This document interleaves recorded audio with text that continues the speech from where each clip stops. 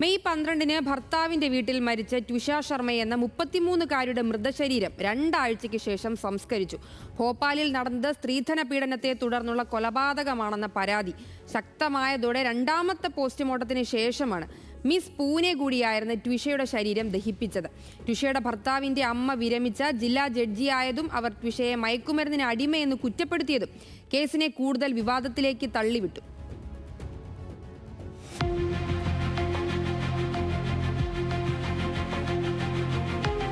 എയിംസിൽ നിന്നുള്ള പ്രത്യേക സംഘം ഭോപ്പാലിലെത്തി നടത്തിയ വിശദമായ പോസ്റ്റ്മോർട്ടത്തിന് ശേഷമാണ് ടിഷയുടെ മൃതശരീരം ബന്ധുക്കൾക്ക് വിട്ടു നൽകിയത്. ബാദ്ബഡ വിശ്രംഘട്ടിൽ വെച്ച് ടിഷയുടെ മൃതശരീരം ദഹിപ്പിച്ചു. ആദ്യം നടന്ന പോസ്റ്റ്മോർട്ടം കൃത്യമല്ലെന്നും വിശദമായ പരിശോധന നടത്താതെ മൃതശരീരം ഏറ്റെടുക്കില്ലെന്നും ടിഷയുടെ ബന്ധുക്കൾ നേരത്തെ നിലപാടെടുത്തിരുന്നു. പിന്നാലെ മധ്യപ്രദേശ് ഹൈക്കോടതിയുടെ നിർദ്ദേശം കണക്കിലെടുത്താണ് ഡൽഹി എയിംസിൽ നിന്നുള്ള 4-അംഗ സംഘം ഭോപ്പാലിലെത്തിയത്. ഞായറാഴ്ച ഉച്ചകഴിഞ്ഞ് പോസ്റ്റ്മോർട്ടം നടപടികൾ പൂർത്തിയാക്കുകയായിരുന്നു.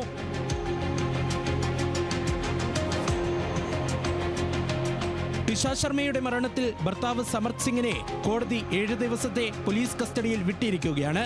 സമർത്തിന്റെ അമ്മയും മുൻ ജില്ലാ ജഡ്ജിയുമായ ഗിരിബാല സിംഗും കേസിൽ പ്രതിയാണ്. തുടർച്ചയായ പീഡനമാണ് മകൾ നേരിട്ടിരുന്നതെന്ന് അച്ഛൻ നവനിധി ശർമ്മ പറഞ്ഞു.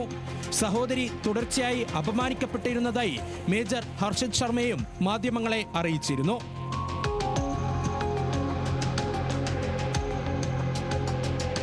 ടിഷയുടേത് കേവലമൊരു തൂങ്ങിമരണമായി ഒതുക്കാനുള്ള മുൻ ജില്ലാ ജഡ്ജിയുടെയും മകന്റെയും ശ്രമം വിഫലമായതോടെ സമർത്ത് ഒളിവിൽ പോവുകയായിരുന്നു.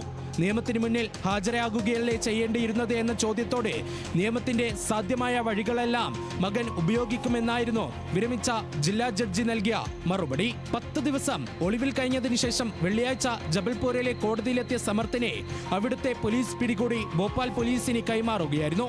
ടിഷയുടെ ശരീരത്തിൽ മരണത്തിന് മുൻപ് തന്നെ മർദ്ദനമേറ്റതിന്റെയും ക്ഷതങ്ങളുണ്ടായതിന്റെയും ശാസ്ത്രീയ പരിശോധന ഫലം ഹാജരാക്കിയതോടെ കോടതി സമർത്തിനെ 7 ദിവസം അന്വേഷണ സംഘത്തിന്റെ കസ്റ്റഡിയിൽ വിടുകയായിരുന്നു.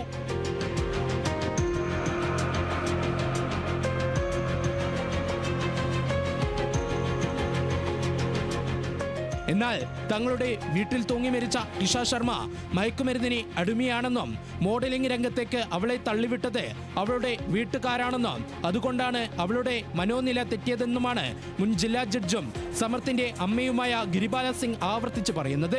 ഗിരിബാല സിംഗിനും മകൻ സമർത്തിനുമെതിരെ സ്ത്രീധന പീഡനം അടക്കം ഗുരുതരമായ ആരോപണങ്ങളാണ് ടിഷയുടെ വീട്ടുകാർ ഉയർത്തിയിരിക്കുന്നത്. രണ്ടാമത് നടന്ന പോസ്റ്റ്മോർട്ടം റിപ്പോർട്ടിലെ വിവരങ്ങൾ പുറത്തുവരുന്ന മുറയ്ക്ക് ടിഷ ശർമ്മ കേസിൽ കൂടുതൽ വ്യക്തത വരാനാണ് സാധ്യത. National desk news Malayalam.